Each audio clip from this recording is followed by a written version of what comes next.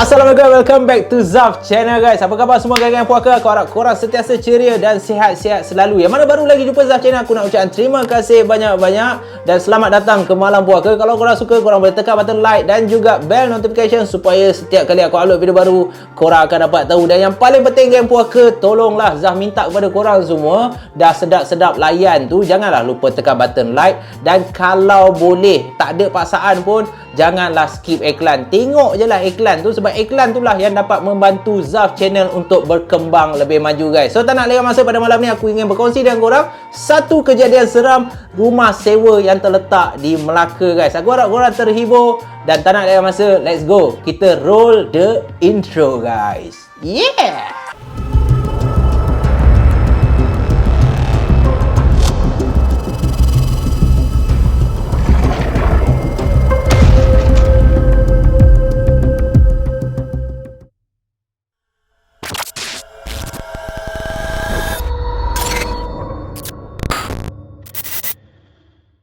Kisah seram pada malam ni aku ingin berkongsi dengan korang berlaku kepada Ernie dan juga Nasrul sewaktu mereka baru sahaja mendirikan rumah tangga. Apabila pasangan yang baru berkahwin ni, dia baru nak membina kehidupan dia. Yang lelaki ni baru ada kerjaya, lepas tu nak menampung pula isteri. Sekarang ni dah hidup berdua. Dulu hidup bujang lain mat. Duit 1,200 pun kau rasa banyak. Gaji kau 3,000 pun kau rasa mewah dah. Tetapi apabila dah ada anak orang yang Nasrul ni kena jaga, terutamanya Ernie ni, satu-satunya anak perempuan dalam keluarga dia, tanggungjawab yang harus digalah oleh Nasrul ni memang cukup besar. Dan mereka berdua ni dikatakan berkenalan di tempat kerja. Cantik pula kerja tempat yang sama, syarikat construction. Bila Nasrul ni masuk kerja je, dah kerja lebih kurang setahun, barulah dia perasan ada seorang gadis yang cantik, yang turut ada perasaan yang sama terhadap Nasrul. Nasrul ni handsome-nya lah. So mereka berdua pun berkenalan daripada seorang kawan, menjadi pasangan kekasih dan akhirnya ke jenjang pelamin. So bila dah berkahwin ni, ongkosnya, duitnya banyak benar dipakai. Tiba-tiba Indun. So Nasrul dan juga Ernie ni pun berbincang lah untuk menyewa satu rumah daripada menetap bersama keluarga. Tak manis lah. Bila dah berkahwin ni, Nasrul selagi boleh, bukannya tak boleh tinggal bersama keluarga. Keluarga belah Nasrul ni pun tak kisah pun kalau anak diorang ni lepas kahwin je tinggal dengan diorang. Tetapi bagi diri Nasrul sendiri, inilah masanya untuk dia ada satu rumah supaya isteri kesayangan dia, Ernie ni, hidup dengan selesa. Tetapi disebabkan kekangan masa, Nasrul ni selalu outstation dekat Terengganu. Diorang berdua ni pula asal di negeri yang sama. Alamak, bagai pinang dibelah dua lah orang cakap. Dua-duanya orang Melaka, tetapi dua-dua mereka bekerja di syarikat yang terletak kat Terengganu. So disebabkan kekangan masa tu, Nasrul ni mintalah tolong isteri kesayangan dia ni untuk pergilah cari kalau rumah-rumah sewa ada yang murah ke, ada yang isteri dia ni suka ke. Lepas tu baru bagi tahu dia. So bila dah suruh Ernie ni yang cari, memang pisang ah. Dia memang cari rumah sewa tu biar dekat-dekat je dengan rumah mak dia supaya senang. Sebab Ernie ni yalah seorang je anak perempuan, dia rapat, dia manja dengan kedua ibu bapa dia. So cari punya cari,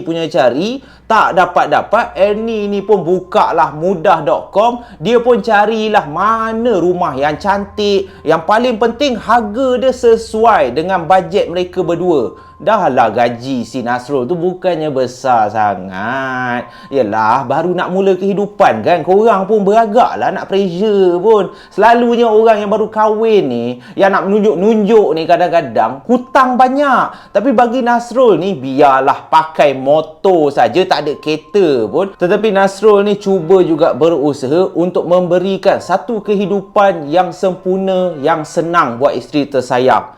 So nak dipendekkan cerita, bila dah cari dekat mudah.com tu, tiba-tiba Ernie ni terjumpa satu apartment.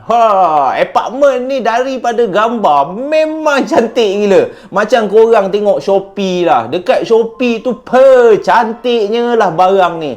Tapi bila sampai, indah khabar daripada rupa. Itulah yang berlaku kepada Annie. So, bila dia tengok satu apartmen yang ingin disewakan, lokasi dia berdekatan dengan rumah kedua ibu bapa dia, itu dah best dah. Lepas tu sewa pula murah kau, 750, yang kebiasaannya rumah-rumah sewa yang lain semuanya 1000 lebih ke atas. So, bila si Annie ni nampak satu apartmen yang dalam gambar memang cantik, harga pun 750, dia pun bagi tahu Nasrul yang dia nak kontak orang ni untuk dia pergi tengok dulu apartmen tu, untuk dia pergi tengok dulu rumah tu okey ke tak sebelum dia orang bersetuju untuk menyewa. So Nasrul pun dah kasih green light. Annie ni pun call lah nombor yang ada kat mudah.com tu. Bila dia call, dia pun bercakap dengan seorang lelaki yang bernama Lutfi. Lutfi ni pada awalnya Annie ingatkan dia ni tuan rumah. Bila dah borak-borak tu,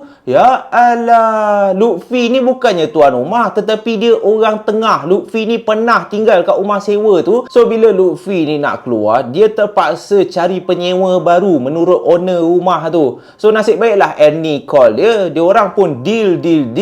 Jumpa hari Sabtu pukul 10 pagi. So bila macam tu, Annie ni pun pergilah bersama kawan baik dia, Ilin. Ajak si Ilin ni teman. Annie ni cakap, aku nak pergi tengok rumah lah. Rumah tu dekat mana? Landed ke apa? Bukan, apartmen. Tetapi okey tau. Dah lah dekat tingkat 1. Tak payah aku nak naik tinggi-tinggi. Dan dalam gambar memang cantik gila. Tapi bila diorang pergi, jumpalah si Lutfi ni. Lutfi ni pun dah tersipu-sipu malu dah. Annie ingatkan Lutfi ni perwatakan dia memang seorang pemalu. Tetapi segalanya meleset guys. Apabila Annie dan kawan baik dia Ilin ni masuk je ke dalam rumah yang mempunyai 3 bilik dan 2 tandas, masyarakat kotor nak mampus, jijik gila. Lantai tu dengan berminyak, berlendir. Lepas tu segala perabot-perabot, cat-cat dekat dinding tu dah luntur. Belum tengok tandas lagi. Bila Annie dengan Ilin ni masuk ke dalam tandas, mereka berdua hampir termuntah dengan bau yang teramat busuk. Lantai tandas tu berlendir, berlumut. Patutlah sewa 750 je. So pada awalnya menurut kawan baik si Annie ni, Ilin ni cakap dekat Annie, tak payahlah rumah macam ni. Aku tak tahulah macam mana si Abang Lutfi tu boleh tinggal kat rumah kotor macam ni. Tetapi Annie katakan tak apa, rumah ni harga dah cantik dah. Alah, kotor-kotor ni nanti aku suruh lah Nasrul tu bersihkan. Bukan senang tau nak dapat rumah macam ni. So Annie pun dah bersetuju dah. Tetapi sebelum dia bersetuju tu, dia sempatlah call Nasrul yang bekerja dekat Terengganu tu. Dia cakap lah dekat Nasrul, sayang, I dah jumpa rumah tau. Satu apartmen, ada 3 bilik, 2 tandas. Alah, rumah ni kotor lah sikit. Tapi I rasa nanti sebelum masuk, kan you nak stay sini dulu dengan adik you kan. You bersihkan dulu tau rumah ni. Janganlah bila I masuk rumah ni kotor juga macam ni. Okey tak? Harga dia 750. Nasrul pun terkejut. Yelah, seorang lelaki kan. Kotor tak kotor. 750. Sayang, ambil. Tak apa, kotor pun tak apa. Kalau macam bangkai pun tempat tu, tak apa, ambil dulu. Bukan senang tu. Alhamdulillah, kemungkinan ni rezeki kita lepas kahwin. So, bila Nasrul ni dah bersetuju, Annie ni pun teruslah cakap dekat Abang Lutfi ni, okeylah bang, kita orang jadilah nak tinggal kat sini. Nanti saya suruh laki saya bayar deposit kat abang. So, Abang Lutfi tu pun kasihlah kunci. Tetapi, sebelum mereka berdua beredar, Abang Lutfi ni sempat bagi tahu Annie, lepas awak dah bayar deposit, urusan saya dengan awak dah tak ada apalah. Kalau ada apa-apa masalah, awak call ni, nombor ni. Ini adalah owner rumah ni. Nama dia Abang Wan. Awak call je Abang Wan. Saya dah tak ada urusan dengan awak dah. Saya harap awak happy dapat rumah macam ni. Okey? So, Abang Lutfi ni pun caw lah. Tetapi bila Abang Lutfi tu cakap dekat Annie macam tu, Annie dalam hati dia,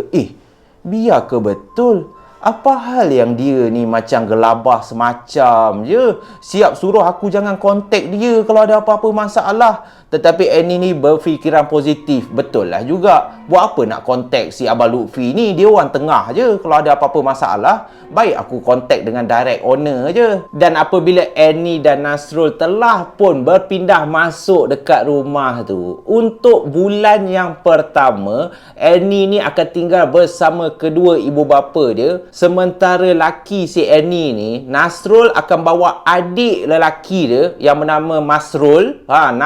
Masrul. Senang betul adik-beradik dia.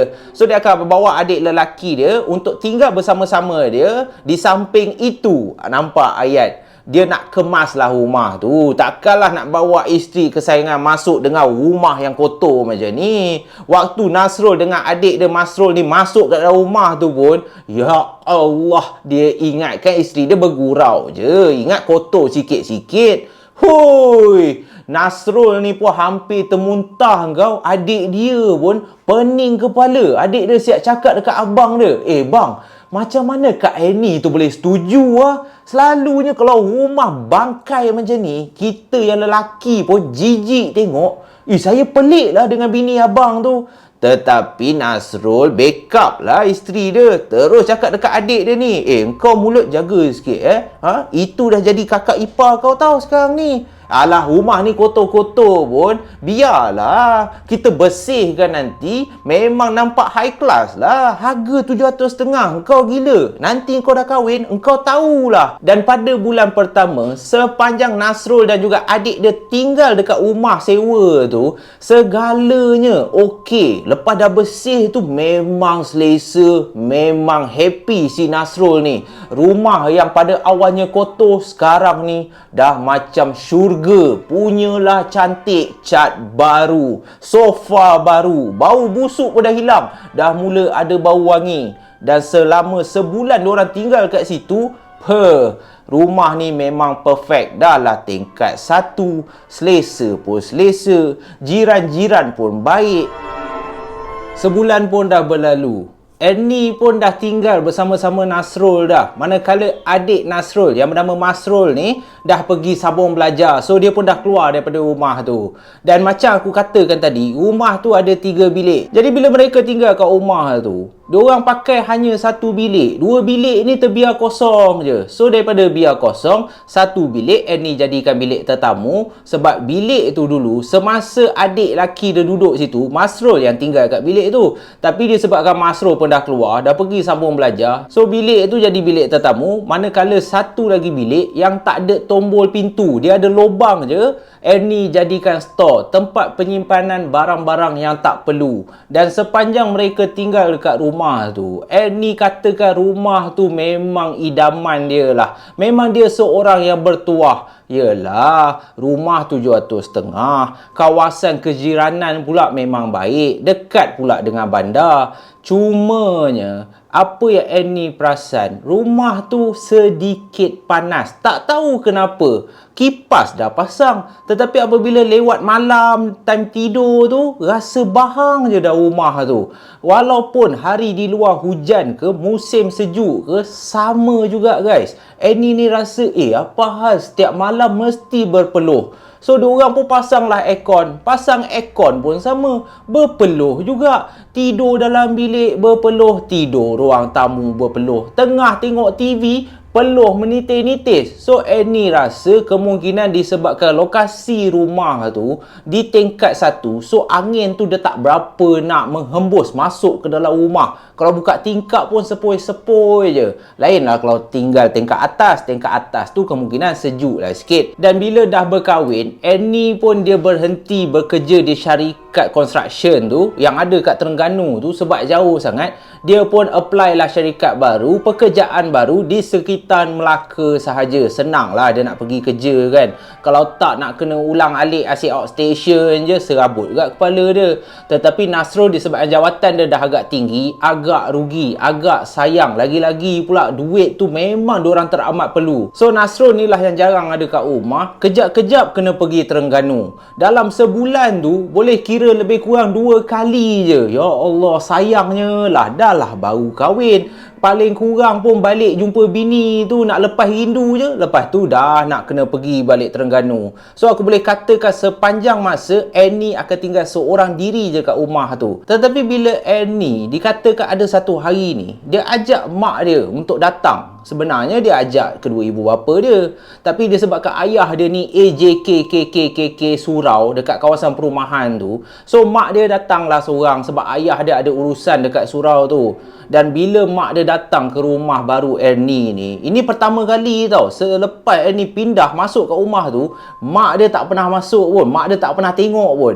So bila mak dia sampai je, masuk rumah tu je, Ernie terus tanya mak dia, mak, melilau mata. Kenapa mak? Cantik tak mak? Harga 750. Mak macam tak percaya kan? Macam harga 1000 lebih kan? Tetapi mak Annie ni lain pula riak muka dia. Dia kejap pandang ke atas, dia pandang ke arah tingkap. Dan sewaktu Annie nak menghidangkan air, Annie tengah buat air kat dapur, Annie ni perasan setiap bilik, kan ada 3 bilik, setiap bilik mak dia akan buka, mak dia akan tengok sekeliling bilik tu, atas, bawah, kiri, kanan.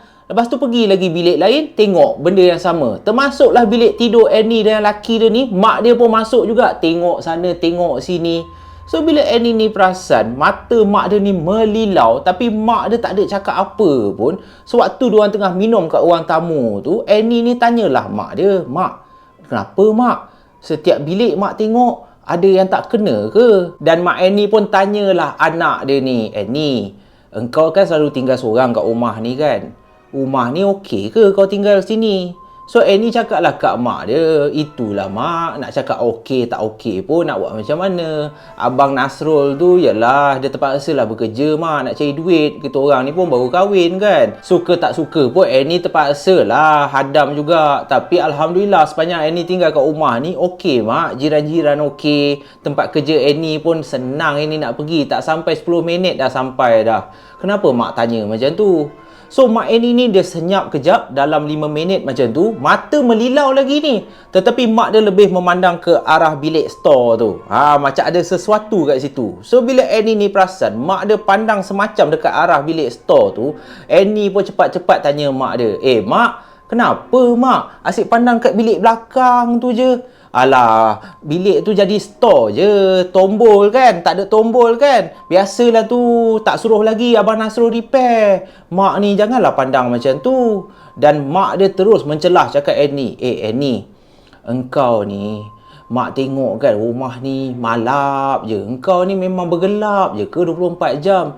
Lagipun daripada mak masuk tadi, kau tak rasa panas ke tinggal kat rumah ni? Mak rasa bahang betul lah. Dan Annie pun cakap lah kat mak dia, ya mak, itulah benda yang sama. Bukan Annie je, kadang-kadang Abang Nasrul balik ke rumah ni pun, walaupun dia tak tinggal lama, dia pun perasan, mak, rumah ni macam panas macam je. Tapi Annie tak adalah fikir apa.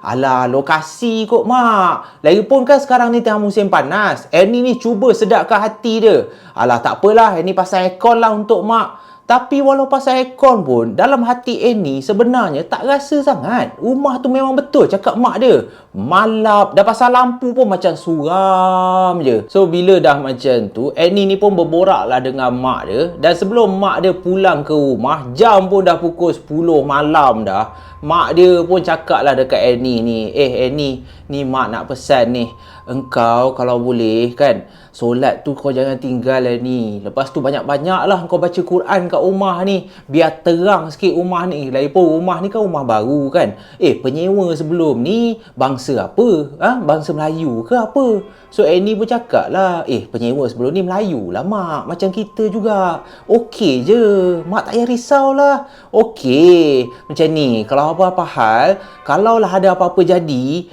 Annie pandailah cari mak. Alah, rumah mak pun bukannya jauh pun. So bila dah cakap macam tu, mak dia pun dah rasa lega. Mak dia pun caw lah. Yelah kan, datang rumah orang pun tak reti nak balik ke mat. Dah pukul 10 malam dah. Annie ni dah menguap berapa kali dah kan. Mak sendiri pun faham-faham lah. So mak dia pun caw. Dan malam tu Annie pun tidur macam biasalah. Dan kejadian seram yang bakal dialami oleh Annie, dia berlaku sedikit-sedikit. Dia bukan datang serentak guys. Adalah satu malam ni, semasa Annie tengah menonton televisyen televisyen seorang diri. Nasrul ni memang tak ada kat rumah lah. Biasalah bekerja kan. So, dia memang tinggal di Terengganu. So, waktu Annie ni tengah tengok TV seorang diri, tiba-tiba dia terdengar seakan-akan ada bunyi pintu dibuka. So, bila Annie dengar bunyi pintu terbuka, dia pun memandanglah ke arah bilik yang pertama, iaitu bilik dia. Dia tengok bilik dia berkunci. Dan lepas tu dia pandang pula bilik tetamu. Sama juga, pintu tu tak terbuka. Dan bila dia pandang ke bilik store yang tak ada tombol pintu tu, dia perasan bilik store tu dah terbuka separuh. Tetapi Annie ni tak adalah fikir apa, sebab bilik tu pun dah tak ada tombol kan. Kalau angin tiup memang boleh terbuka je. So Annie ni sambunglah tengok TV. Dan waktu tengah tengok TV kali kedua tu, tiba-tiba terdengar lagi sekali. Bila kali kedua Annie dengar bunyi pintu seakan-akan ada orang buka, Annie pun cepat-cepat pandang ke arah bilik store tu.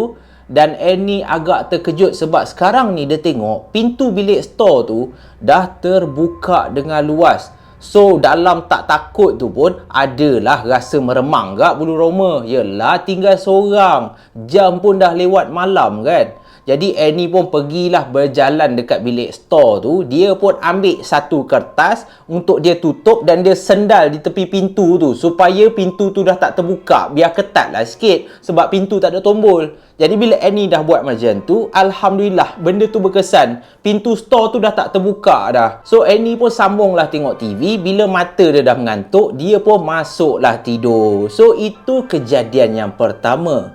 Kejadian yang kedua pula, apabila pintu store tu dah terbuka, bagi diri Annie biasalah tu angin kan. Dia bukan nak fikir sikit-sikit jin, sikit-sikit jin.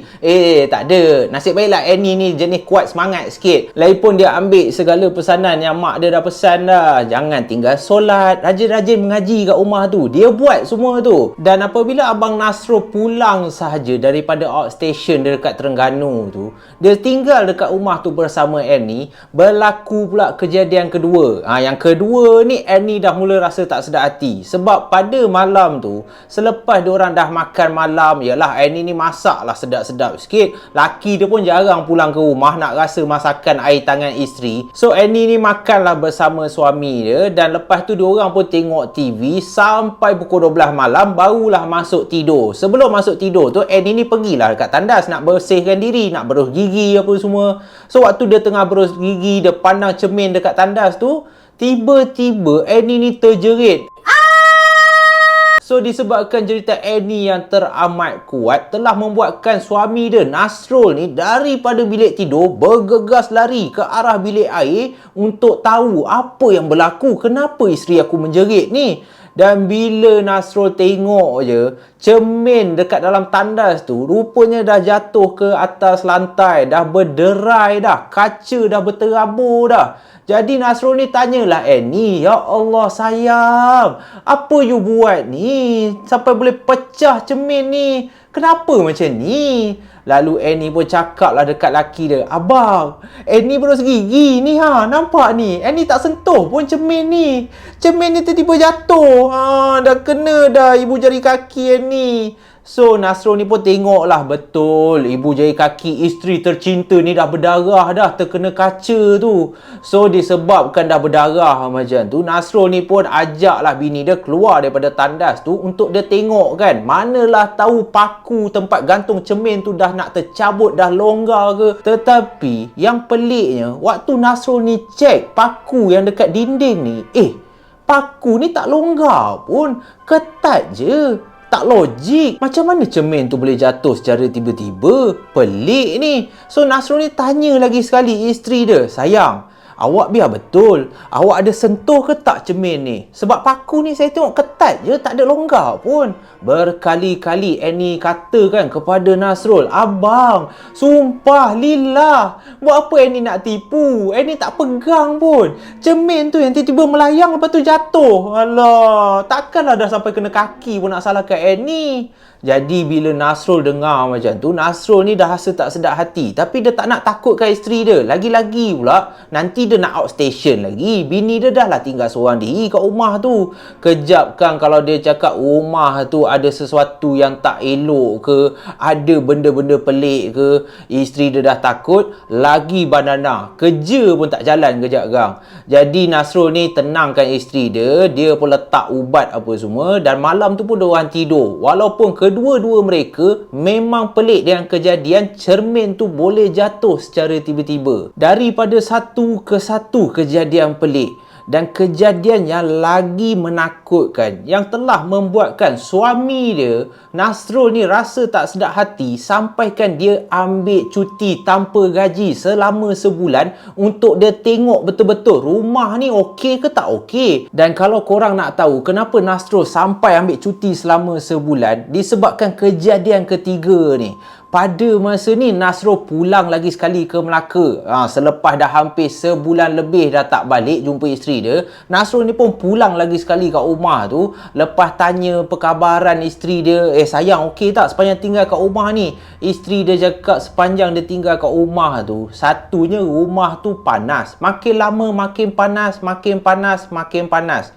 Dan yang keduanya, setiap kali diorang solat berjemaah, bila Nasrul ni pulang je ke rumah, Annie ni bagi tahu, setiap kali kita solat berjemaah bang, Annie tak tahulah perasaan Annie ke ataupun memang betul. Annie dapat rasa macam ada orang tengah tengok kita solat lah bang daripada belakang. So bila Nasrul dengar macam tu, Nasrul ni hanya mendiamkan diri. Nasrul ni terus cakap kat isteri dia, kemungkinan perasaan awak je kot. Lagipun sebab saya jarang pulang kat rumah ni, itu yang awak rasa macam ada orang lah. Sebab awak dah biasa tinggal seorang. So Annie ni pun tenang lah balik. Dan disebabkan Nasrul ni jarang pulang ke Melaka, malam tu dia nak lepak dengan kawan-kawan dia. Dia dah bagi tahu Annie dah, sayang, malam ni boleh tak abang nak keluar kejap? Abang pun dah lama lah tak jumpa kawan-kawan abang yang duduk Melaka ni. Diorang ajak abang keluar. Adalah nak spend time borak-borak sikit. Bila Annie dengar suami dia nak pergi lepak, Annie ni pun pesan lah kat laki dia, abang nak lepak, pergilah lepak bang.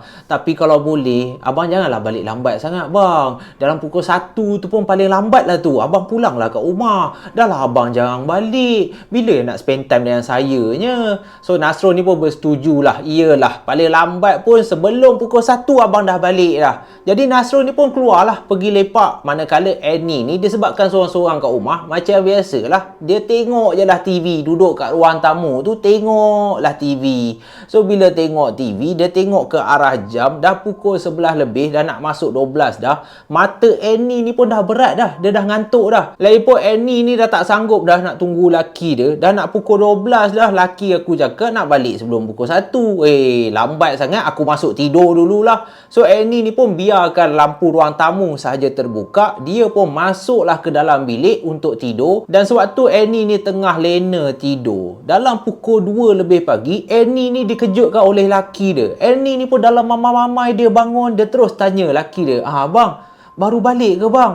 Maaf bang, Annie tertidur lah. Annie dah ngantuk sangat dah. Dan Nasrul ni terus cakap dekat Annie, tak apa sayang, tidurlah. Ni, kenapa ya awak pergi tutup semua lampu kat dalam rumah ni? Saya masuk rumah ni bergelap macam tu. Saya tak nampak lah. Lain kali kalau saya balik lambat pun, awak pasang lah lampu ruang tamu. Bila Annie dengar laki dia cakap macam tu, Annie ni cakap lah balik dekat Nasrul ni, ya Allah bang, maaf lah bang, kemungkinan saya tak perasan lah, saya tutup ke lampu ruang tamu? Seingat saya buka bang. Buat apa yang saya nak tutup? Saya pun penakut. Tapi laki dia cakap, iya, abang masuk rumah ni gelap betul. So disebabkan dah pukul 2 lebih pagi, laki dia pun malas dah nak bertekak dengan Annie ni. Kadang-kadang perempuan ni Mat, kalau dia buat salah, dia tak mengaku. Kemungkinan Annie ni yang terlupa nak biarkan lampu ruang tamu tu terbuka. So diorang pun tidurlah macam biasa. Tak ada apa yang pelik.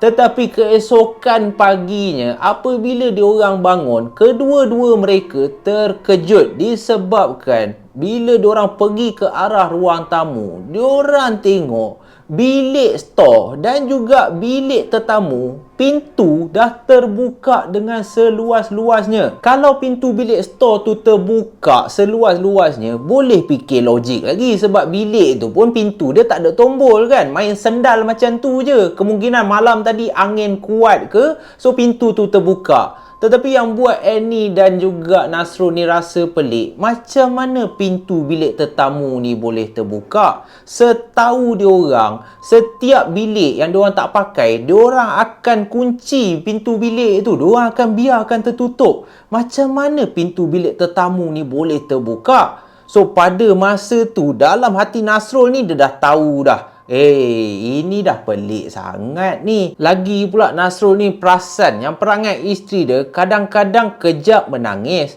kejap ketawa seorang diri.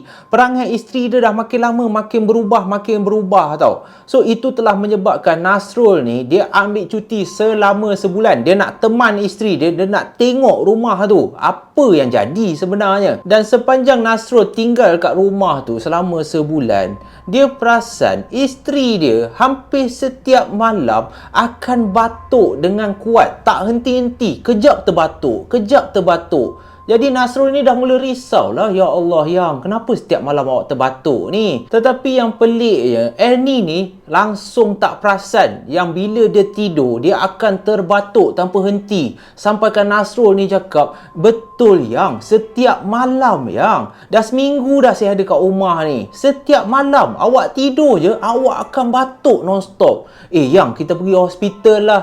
Walaupun Annie ni rasa okey je badan dia, dia pun ikutlah cakap laki dia. Diorang pun pergi ke hospital dan pihak hospital bila dah check Annie ni, pihak hospital cakap tak ada apa sakit pun. Semua okey, tekak Annie ni okey, tak ada demam, tak ada penyakit apa-apa. Jadi bila doktor cakap isteri dia tak ada apa-apa, Nasrul ni lagilah pelik. Cannot be doktor. Must be you have been mistaken of the information. Amboi, speaking kan. Nasrul ni jadi tak tentu arah lah.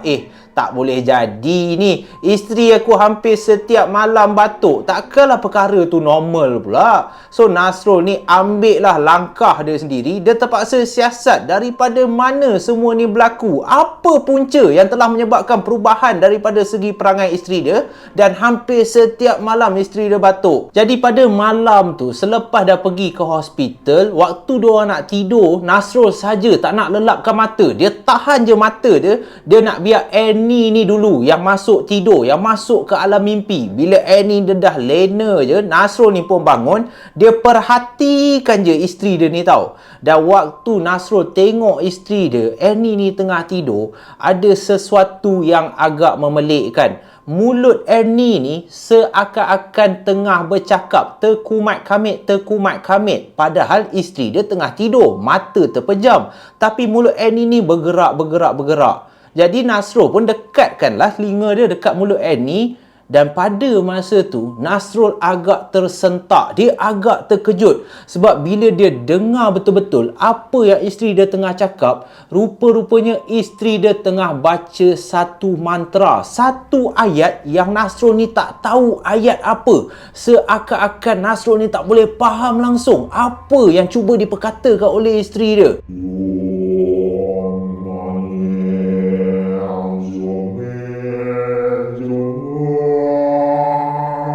Seakan-akan tidak percaya, Nasrul ni terkejut apabila isteri dia, Annie ni, dalam posisi baring, baca mantra dengan mata tertutup. Tiba-tiba Annie ni bangun daripada atas katil tu dan duduk bersila di tengah-tengah katil. Mata masih terpejam lagi ni.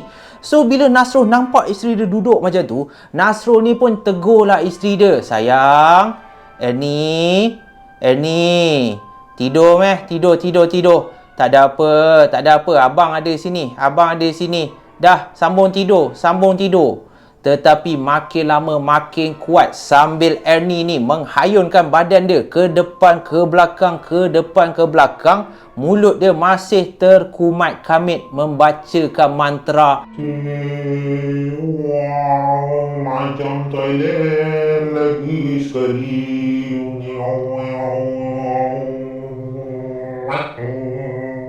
Bila dah macam tu, Nasrul ni dah tegur berkali-kali. Isteri dia buat tak endah je, masih lagi membacakan ayat-ayat daripada syaitan tu. Nasrul pun peganglah bahu isteri dia secara perlahan. Sambil tu Nasrul cakap dekat isteri dia, sayang, Sayang meh baring dulu Baring.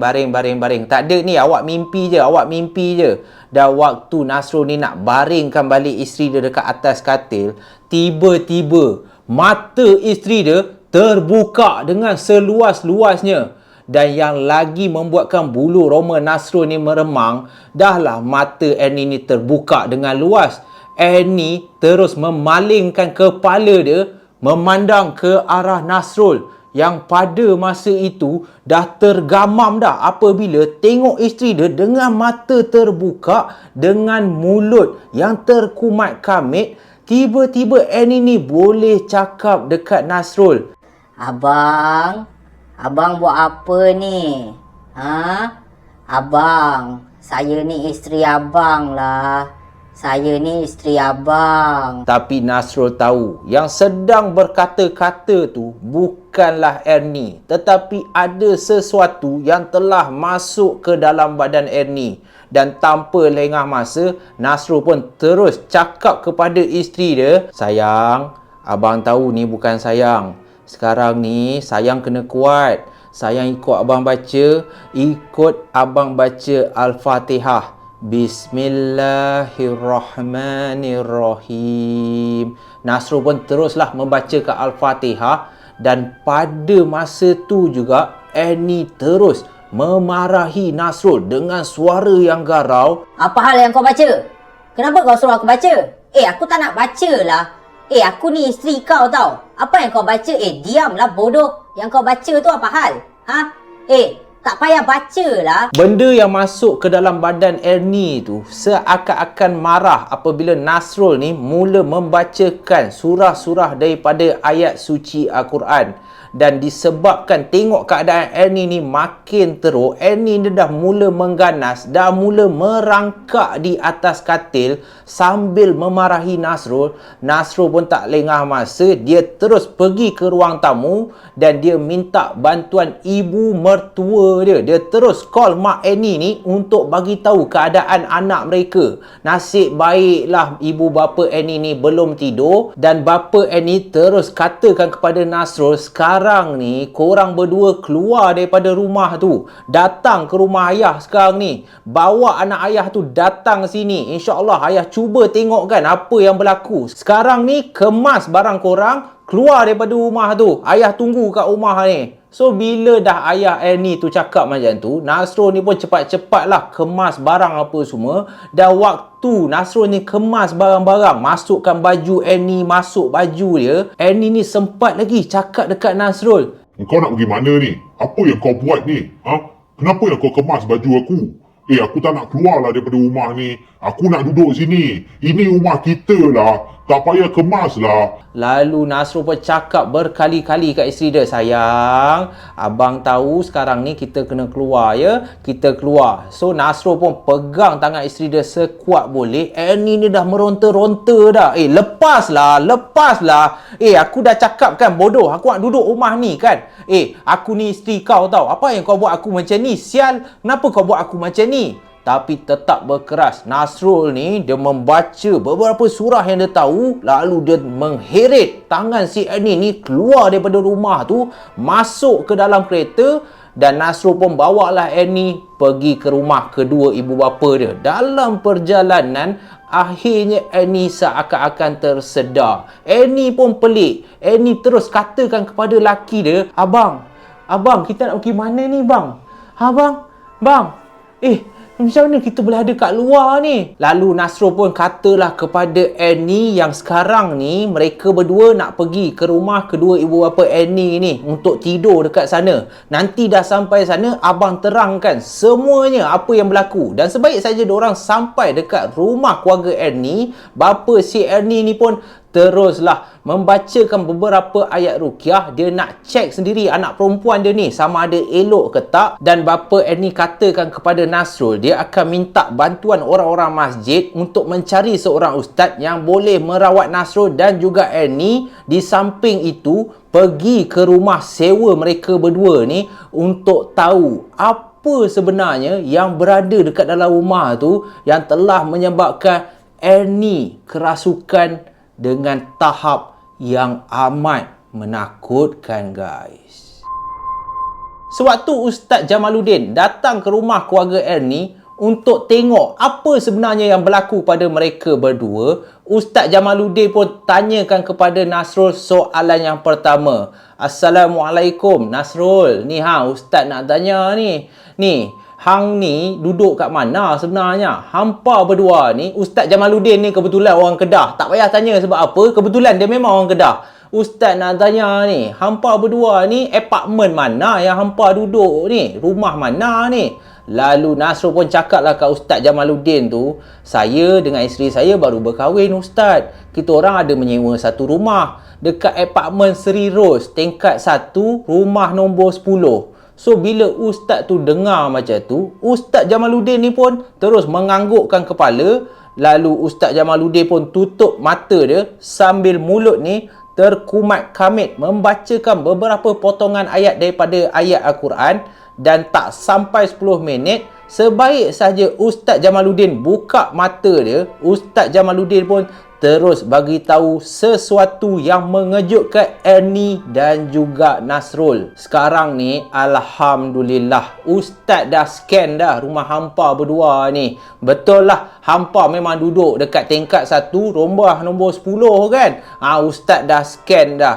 Kalau hampa berdua nak tahu, Masya Allah, rumah tu memang keras nah. Ustaz nak bagi tahu ada 2 benda yang ada kat dalam rumah hampa tu. So bila Nasrul dengan Ernie dengar ada 2 benda yang dah lama menghuni rumah sewa diorang tu, Nasrul ni mengucap banyak kali. Lalu Nasrul pun tanyalah Ustaz Jamaluddin ni, apa benda yang menetap kat rumah tu Ustaz? Ya Allah, patutlah rumah tu sentiasa panas. Patutlah rasa tak selesa. Rasa asyik nak bergaduh je dalam rumah tu. Lalu Ustaz Jamaluddin pun cakaplah dekat Nasrul dan juga Ernie, dalam rumah tu ada satu bilik. Bilik kosong. Bilik tu buat apa sebenarnya?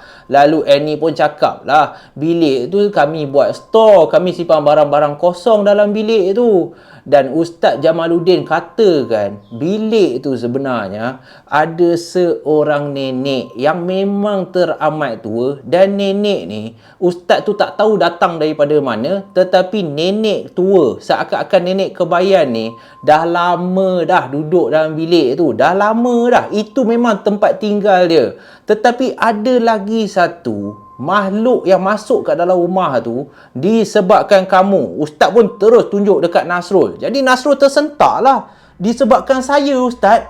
Ustaz, astagfirullahalazim, saya tak buat apa Ustaz. Jauh sekali Ustaz saya nak buat perkara-perkara syirik. Lalu Ustaz Jamaluddin pun menenangkan Nasrul ni. Hang jangan gelabah sangat. Relax lu. Alamak, hang ni jangan cempera sangat. Ustaz tak salahkan kamu pun. Tapi disebabkan kamu ni, kemungkinan kamu ni, Ustaz nak tanya satu benda. Kamu memang suka balik lewat malam ke macam mana? Ataupun kamu memang suka keluar-keluar tengah-tengah malam macam tu sampai lewat pagi ke macam mana ni? Lalu Nasrul pun mengangguklah ke kepala dia. Kalau itu maksud Ustaz, memang betul lah. Saya jarang balik Ustaz. Saya ni kerja kat Terengganu. Sekali-sekala balik tu, saya memanglah pulang lewat sikit. Saya pergi spend time dengan kawan-kawan saya apa semua. Apa yang berlaku? Macam mana boleh salah saya?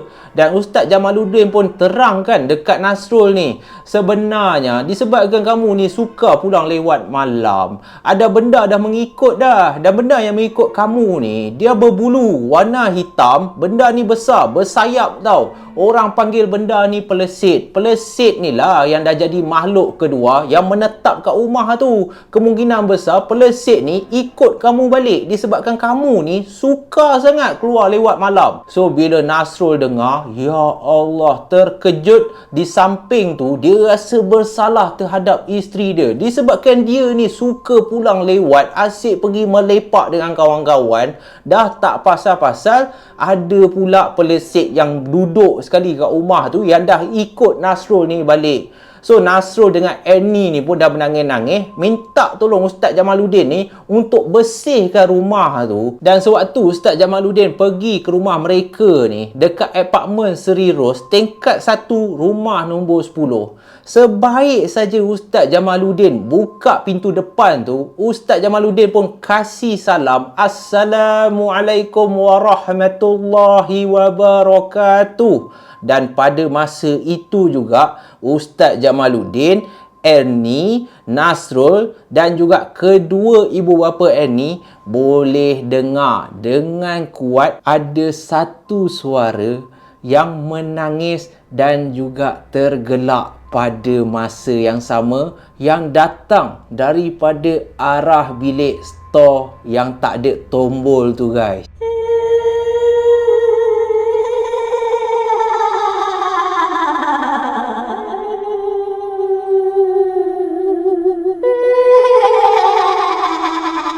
Bila dengar suara tu, masing-masing termasuk Ustaz Jamaluddin, Ustaz-Ustaz pun, meremang seluruh badan. Nasrul dan juga Ernie pun mengundur sedikit ke belakang sebab diorang rasa teramat menakutkan daripada mana suara tu datang. Dan Ustaz Jamaluddin sempat bagi tahu seluruh keluarga Ernie, suara yang sekarang ni kamu dengar, yang menangis, yang gelak dekat dalam rumah ni, inilah suara nenek yang saya cakap duduk dekat bilik store tu. Dia marah apabila saya datang kat rumah ni.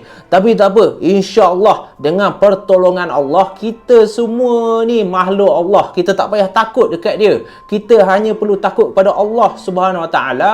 Dan saya akan cubalah sebaik yang boleh dengan izin Allah, saya bersihkan rumah ni daripada gangguan pelesit dan juga nenek yang duduk kat dalam store tu. Dan Alhamdulillah, selepas setengah jam yang cukup memenatkan dan cukup menakutkan bagi mereka semua, sebab sepanjang sesi membersihkan rumah tu, Nasrul, Ernie dan juga kedua ibu bapa Ernie ni boleh dengar suara nenek ni kejap menangis, kejap ketawa. Itulah yang mereka dengar sepanjang sesi pembersihan dan pagar rumah tu dilakukan oleh Ustaz Jamaluddin.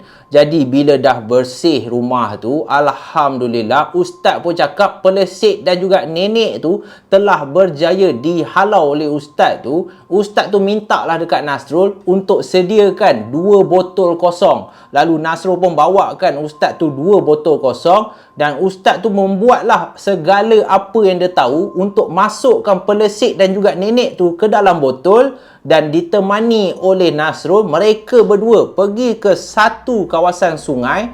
Dan Ustaz tu suruh Nasrul ni baling kedua-dua botol tu di dalam sungai. Dan mereka pun berlalu pergi. Tetapi Ustaz Jamaluddin sempat nasihat kepada Nasrul, selepas kamu dah campak kedua makhluk ni masuk ke dalam sungai, jangan sesekali kamu memalingkan muka kamu. Kita terus sahaja bergerak. Sebab apa? Wallahu alam. Itulah apa yang Ustaz Jamaluddin pesan. Dan mereka pun tinggal di dalam rumah tu tanpa ada sebarang kejadian pelik dah. Tetapi tak lama pun, lepas 5 bulan, Nasrul ni dapatlah bonus, dapatlah kenaikan pangkat, dapat kenaikan gaji. Mereka pun berpindah, pergilah menyewa di kawasan yang baru, yang lebih selesa, rumah yang lagi besar. Dan sewaktu mereka nak keluar daripada rumah tu, Nasrul ni pun call lah tuan rumah nak bagi tahu yang mereka dah tak nak sewa kat rumah ni, nak pulangkan kunci.